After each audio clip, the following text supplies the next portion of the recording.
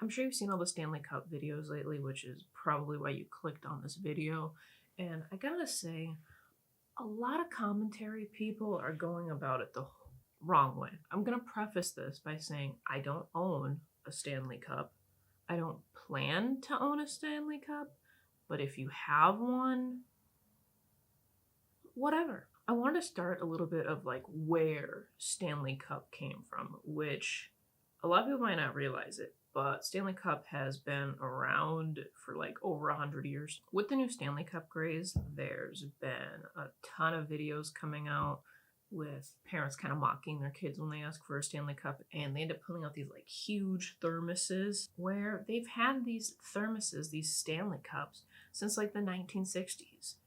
And it's just a highlight that Stanley Cup has not always been the girly pop brand that it is today. Essentially, Stanley Cup started by wanting to be a company that had super durable, all steel vacuum bottles that the working man could bring for an entire shift. They were big, they were clunky, but they got the job done. There was a turning point around 2019 when a blog called The Buy Guide tried to make a deal with Stanley. Stanley's cups were like flopping, and some girl that was doing that blog was like, hey, if I can have an affiliate link and make money off of advertising your product, will you keep it up for a little bit? And then Stanley made a deal. And then it turns out a lot of girls were liking the cups. So they're like, what if we make a bunch of girly colors and try to pivot the brand so a bunch of girls want to buy it? And that's when we had the influx. So around 2019 to like 2023, they had like over a 300% increase in sales. And then when I first really caught on to the craze was, do you guys remember the video, the like super viral video? I feel like it probably has over like 30 million views now, of the girl whose car completely lit on fire. And essentially the Stanley Cup was like the main focus of it. So she opens it and there's ice in it. However, that's when things take a turn and it starts to devolve from, wow, this is a really good product that can keep liquids cold, it can keep soup hot, and now it fits a little bit of a cute aesthetic. Then people get a little crazy with it. I theorize that I think where it also was starting to do some subliminal messaging was, if you're on this side of YouTube, you probably have heard of water talk before. Tons of people have talked about water talk. I'm not going to talk about water talk. Basically, water talk is when predominantly women, from what I've seen, but dudes are on it too, they take water, they put it in a cup, they add a bunch of weird syrup and powders and things, and they drink it, and they say, look it, I'm drinking peach ring water, and then people argued about whether or not it was or wasn't water. Most water talk people also have Stanley cups. I got this Stanley on TikTok Shop, and you can too right there, and it was way less expensive than I see them in the stores. So there's this like double, triple, quadruple like weird affiliate marketing thing happening. Now I'm not to say here or there whether it's water or not water, whatever. But they all have Stanleys, I noticed when I was watching through, and I found that was interesting. That's where I think it first started like putting seeds in, was water talk. Because water talk was that big thing, and then obviously they were going to have cups for their water. So that's where I think the seeds were getting laid. On the other side, I think another reason behind the craze is because they made girly colors, and that's it. And women flock to objects that are a cute color, and they'll pay more for it too if it's a cute color. Like, it's traditionally called pink tax, which pink tax, simplest form, companies charge products directed towards women because they add cute colors. Now, I scrolled through the Stanley website, and the prices to me aren't terrible, not compared to like a lot of other cups, but it's branding and it's colors that you can see where I think the uptick starts to go. And then they uptick even more when they add like little designs and stuff to the cups. So I think part of it might be the pink tax, but the whole craze originally started with a girly blogger trying to push it towards women anyway. So if you see the demand, you see the demographic, then I understand why Stanley pivoted. And it's now almost taken on a personality and mind of its own. So there's these like interwoven social dynamics, I think, of why the Stanley has become also such a craze, because there's the obvious part of like it's a status symbol. So it's not an expensive cup, but a girl buying the same cup at Walmart for 20 bucks is going to be looked down upon by somebody who paid 45 bucks for a Stanley cup, or 55 bucks for the limited edition kind, or over $200 for the Starbucks collaborations with Stanley. The demand for these cups ended up absolutely exploding. So all the girls wanted them because all the girls on the internet were pushing them, and so they were making money with affiliate marketing, and all the girls were consuming them because it was just a circle jerk of, all the girls have this cup, so you also have to have this cup. And maybe you'll get it in a cute color that's kind of rare and limited edition. And now we essentially have the Pokemon cards of overpriced cups. I'm also going to just throw in what the like cheaper alternatives to these Stanley cups are, because I mean, they sell them everywhere. You can get them on Temu or Meijer or like whoever you support, they have a cup for it. It essentially is the same exact cup, straw, lid, whatever, would probably work with the same accessories. It just doesn't have the Stanley logo. And honestly, you could find places that have the Stanley logo, let's be honest. What I think is what pushed this beyond just like a weird thing niche people like to get into is when it started getting like violent, which the violence is stemmed from the money to resell everything, right? So I think where it started to get a negative name would have to be the Starbucks video. That's where I think it started to take a turn where people started to look at it, because now these Stanley cups were in the news for driving people insane. And then as more and more adults are going crazy about it and pushing it, makeup and skincare influencers, right, are pushing these cups from what I've seen.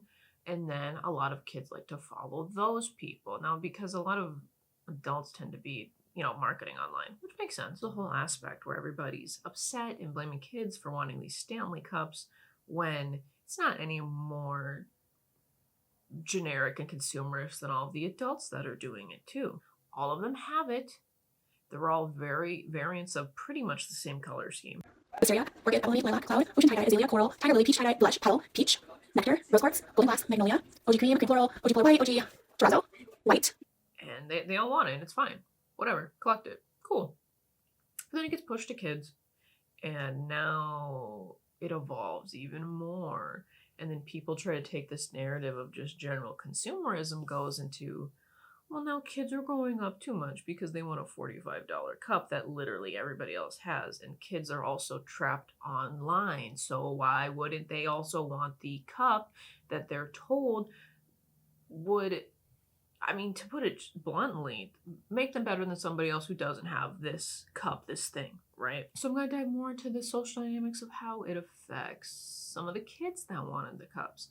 Now, some kids are super great and wholesome. They got them for Christmas and they're thankful. And it's wonderful and it's cute. It's a cute video. They got a thing they wanted. What's that any different from wanting a limited edition toy, right? You're still interacting with it, playing with it every day. Some kids like Barbie, some kids like toolboxes. Who cares? But then you can even see how the culture around the Stanley Cup gets ingrained to kids. After Christmas break, she comes home. She's not crying, she's just upset. The girls all got Stanleys for Christmas, and they made sure to let her know that this is not a real Stanley, that this is fake, and it's not as cool. To summarize it, she bought a cup for her kid, and she wanted to just get her a cute one from Walmart or something, because she didn't think she needed a Stanley Cup. And when she brought it to school, even though her daughter was happy about it, came home crying, because all the other girls made fun of her for not having the official Stanley Cup and like having a knockoff, and then in their minds simultaneously being too poor to afford a Stanley. Can we afford to buy her a Stanley? Yes. Did I think that she needed one? No. Apparently I've been proven wrong by the children in our school that are making fun of her for not having a real name brand Stanley. So the mom ended up buying the Stanley just to alleviate the daughter from getting bullied, because to be honest with you, I get it. It sucks to be bullied. On one side though, people perceive the cups as like also being too adult for kids. It's a cup, and it's a cup that's popular by other girls that are older than them. I don't see the difference between kids wanting Stanley Cups and like when a little sister sees something her older sister has and wants it. They're looking up to somebody, they're seeing a role model, they see someone they like and they want to emulate it because that's what kids do, they emulate things. If their parents aren't in their life and the kids are pretty much on their phones all the time, what are they consuming? Who are they seeing? Thus, they're going to emulate it. But this doesn't start with the kids. This starts with us. This starts with parents, with moms. What are we teaching our kids? It's essentially just a whole dive into consumerism. If somebody finds it desirable, somebody else is going to find it desirable. Sometimes it gets a bit excessive. No, here, like in this video, this collection of Stanley Cups has completely blown past the whole point of what the cups originally were for. If I go onto the Stanley website, the website itself talks about wanting to be a sustainable, eco-friendly site, cup, provider, brand that makes it so you don't need to buy a bunch. You can buy like one or two and you're good because they last. And it helps people to not have to use so many resources. But when it becomes a commodity to collect, similar to the whole Starbucks cups thing that I've seen for years, it defeats the purpose of it being a reusable container, which I think is my biggest issue with it. It's just too much. Too much. You have this thing in your brain where you're like, well, if I don't buy it, then someone else is going to buy it. And what if I want it later? And then it becomes hoarding. And then you rationalize it. And you're like, well, actually, it's a collection. And I just need to get all the colors. Maybe someday they'll be worth something more. And now we have people with like 100 bottles that can name them all off the top of their memory. Again, though, I don't think it would be as bizarre if it was like a smaller object. I don't think people are going to think it's as weird when somebody's, collecting, I'm going to say Pokemon cards again because I also like Pokemon cards, but that's easy you could have hundreds of them and somebody not even know that you have them because it's such a small collection. With Stanley Cups, it's a wall. It's like a whole wall, right? You can't hide that collection. You have it on display for everyone to see. And also, it's just a really quick way to also advertise, like, I spent $3,000 on this wall of cups. So then people want to resell it. So then half the time what happens is now we have too high of a demand, not enough people selling it, people who don't even want the cups trying to do whatever they can to get these cups and then resell them for tenfold, which we briefed about earlier on in the video, but I just need to emphasize, I think it's more about what people think Stanley's worth than what it's actually worth. You know what I mean? My hot take on the whole thing is I think people should just be able to do what they want. If anything, these cups have just kind of turned into like an accessory. They just add like charms and bowls and pockets. For all the people that are like mocking kids for wanting the Stanley Cups, I find that equally as bizarre. Y'all, tell me what is up with this new generation. Is that a Stanley? Bitch, you're 8 years old. How do you know what a Stanley is? First of all, this isn't even a Stanley. This is like an Amazon cup that I bought 2 years ago because Stanleys are like $72, I'm pretty sure. I don't know, but I don't have one. I wish I did. I go, do you have a Stanley? How do you know what that is? She goes, I got one for Christmas. Oh, okay.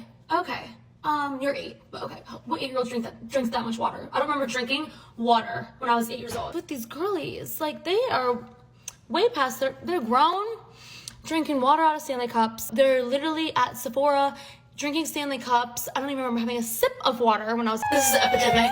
I can't think of a single demographic of people that doesn't have like specific preferences. Being upset because they got a knockoff cup is, I mean, it's not grateful, but then you also have to consider like, what did the parents create? A 6-year-old wanting a Stanley Cup and expecting it gives me the impression that they probably get things that they want often, yet we like to attack and belittle kids who are on their phones and act like somehow they're using completely different social media than the rest of us. The For You page for a 10-year-old is going to be the same exact For You page as a 25-year-old, especially if the kid's just putting in a random birth year like I know everybody has before. Instead of going after the kids, there's something deeper than that. I don't know how you can blame a kid if that's the only access to interaction they have. Obviously, some kids are spoiled, but the whole like attacking an entire generation for wanting a cup, God forbid they have a reusable cup they enjoy. I hate y'all so much. Why are y'all buying these cups? Why are y'all buying all these Stanley cups? I got one because I'm not gonna lie, I get influenced. I got influenced. I mean, I'm not gonna lie, this app made me buy a lot of things, but not everything. The same adults who like have Stanley cups and know what Stanley cups are, but upset when kids know what Stanley cups are, is crazy to me. What it tells me is that you both are watching the same things on social media, and so you're going to have the same influx of information. You're going to want the same objects because they've all been pushed to you and you've seen it time and time again, because usually people who follow certain influencers have these certain niches and boxes that they like. And then they'll push it, and then people go, wait, somebody I want to be like has that? I have to buy it so I'm more like them. It's almost like some people forgot what it's like to grow up, especially because even I remember the amount of people that push kids to act older and behave older. And then when they do and they realize that it's kind of expensive being an adult and having adult interests, they're like, oh, wait, no, can you just do kid stuff that works for me? But also, can you know how to cook and clean like an adult though? Thanks. It's like you can't pick and choose. People say it about every single generation. Kids are growing up now. Kids are pressured and bullied into doing and liking other things. Everybody had their own shticks, right? They're watching a lot of older girls doing things, so they want to do that. It's just a balance. Things are just different now. Media makes things so much more different. Or this video where it's just the dad recording his kids with Stanley cups and playing on their phones, not realizing the irony that he's on TikTok filming his kids on their phones with Stanleys, hashtagging it to shit about Stanley cups. Like, dude, you're also on your phone. Are you talking to your kids and interacting with them? No, obviously not. Which I mean, again, I'm making like an assumption, but the irony of filming somebody else on their phone is like, are you not also on said phone? You have to work more on your human interaction and like build relationships that way. You bought them the phones, you bought them the Stanley cups, they're kids. You buy them and support their interests, which is good, but it's like, what do you expect? Is that what you wanted? Yeah. What is that? Spaghetti. But this whole thing basically is, I pretended to give her a Yeti, but I knew she wanted a Stanley cup and she was really disappointed about it. And it's like, well, yeah, because if I wanted a Stanley power gun, Stanley? Huh? If I wanted here we go. Here's a good analogy for my bros out there. Like if I asked for a DeWalt power tool system and I got Ryobi, I'd be upset. But they do the same thing basically, but they're very different brands. And I only say this because I've heard people talk mad crap about Ryobi. And I know that if somebody had like an entire set of one thing and then they bought them something, they'd be like, you don't know me at all. I've never used this. I've never used Ryobi. I've only ever used DeWalt. What we call people who use Ryobis are dorks, and we call these toys, not tools. So I think it actually works pretty good. Like it actually spins around. I think you should probably find a Lego set somewhere, and maybe you can build a house out of it. So They don't see the same comparison to cups, which one obviously might be a little bit more, important than the other, but the point still stands. Essentially, I think kids are still kids. You just have to let them be that and interact with them and play with them and show them new things. It's being and taking an active role in their lives. Otherwise, yeah, they're gonna want to consume everything they see on the internet. Like, it's a fad. It's a cyclical fad, and it's gonna come and go. And soon there's gonna be a new cup. Because there's like already a new cup. The new cup now is called like Owala. Everybody's saying that the Stanley Cup is no longer cool anymore. Now that every little girl on the planet has it and every old millennial mom has it, it's just not the same. The new thing is the Awala water bottle. But even if it wasn't Awala, we remember Hydro Flask. We remember Yetis. We remember all of that. I mean, girls were obsessed with the Hydro Flasks. And they had all of the same. They had a bunch of stickers and cute little things that add to the straws. Just like they do with Stanley's and just like they're going to do with the new bottle Awala. Everything comes and goes. If enough people push a certain product, everyone's going to buy it because it's going to be a status symbol because I have this fancy thing that might be kind of overpriced, but you don't. And that's how we've always existed till like the end of time. And it will always be like that. So personally, get the Yeti cup. Get the Yeti cup. Just don't get like 50 Yeti cups. You know what I mean? Reuse it for what it's supposed to be for. I don't want that. You don't want to spend all that money on it, especially if it's going to be a new cup later. But on the bright side, give it a couple years and thrift stores will probably be flooded with Stanley cups, and now everybody will have the chance to get a really good quality cup for hopefully not super overpriced. Anyway,